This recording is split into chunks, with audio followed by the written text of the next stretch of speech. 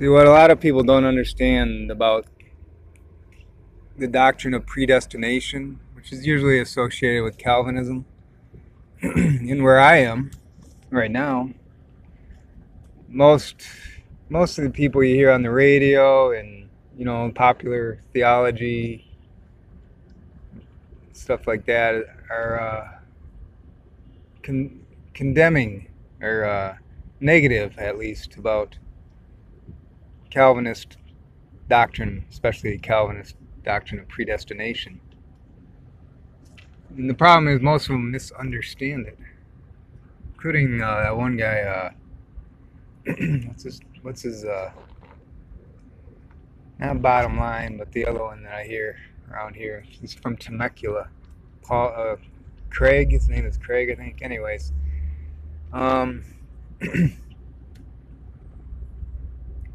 you see, the doctrine of predestination is supposed to assure that we don't become too condemnatory of non-believers. It's to prevent harsh judgment of others if they're not Christians. It's to prevent that kind of thinking or judgment, because the doctrine of predestination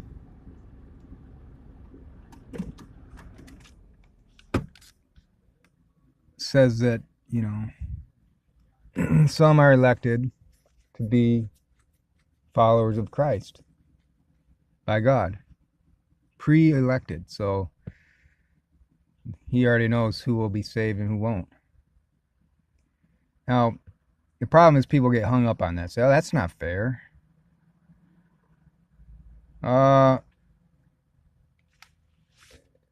It's kind of a... the problem is if you do get hung up on it, you're supposed to say, okay, I accept that, and I'm a believer, so I'm thankful to God because he elected me, and I'm saved, and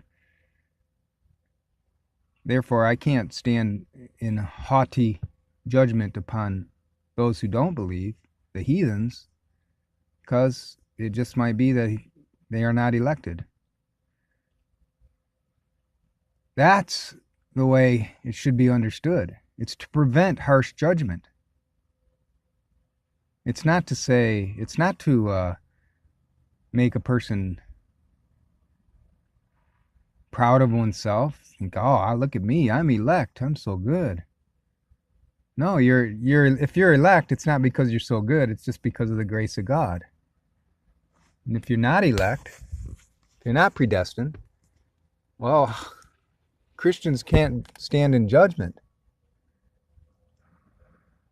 On the other hand, if you don't accept predestination, you accept Arminianism, ARMINANISM,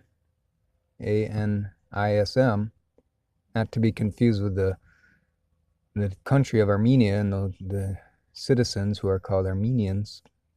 This is Arminianism, theology started by Arminius, who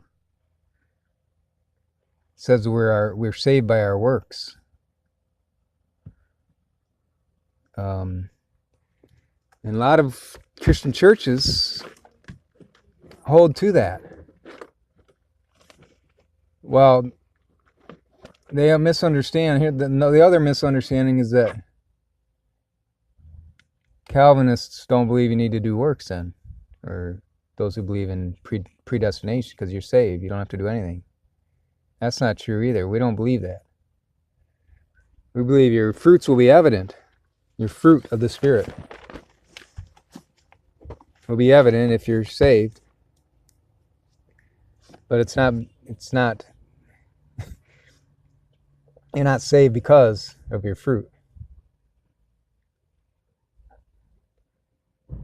But if you're Arminian and you think you need to be doing works, you need to be striving every day to be saved, stay in the good graces of God, that also leads to harsh judgment of others. Like saying, oh, they're not doing anything. They call themselves Christian, but they're not doing anything. I don't see their fruit. Or those people aren't Christians. They've chosen not to accept Christ. Shame on them, those bad heathens. Harsh judgment. You don't see Jesus doing that. You don't see him in the New Testament pouring harsh judgment on others, except for those religious people, the Jews of that time, or the Jewish leaders mostly, who were legalistic and imposing their harsh standards of legalism upon all the other Jewish believers. But his judgment is more harsh towards them than anybody who doesn't believe at all. You see that? He has compassion.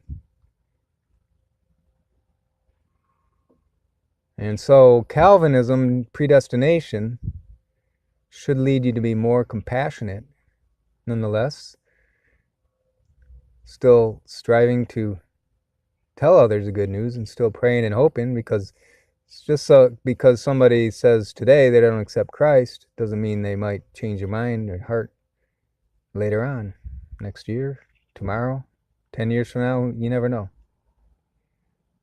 So we never give up hope, because, even if you're so-called elect, sometimes it takes a while for those scales to fall from your eyes. If you've been hardened by various life events or whatever, or, we don't know how God has planned for that to be revealed. Look at Saul turning to Paul. So I just want to put this out there so that people who misunderstand the doctrine of predestination can come to appreciate a little better with this explanation. God be with you and bless you.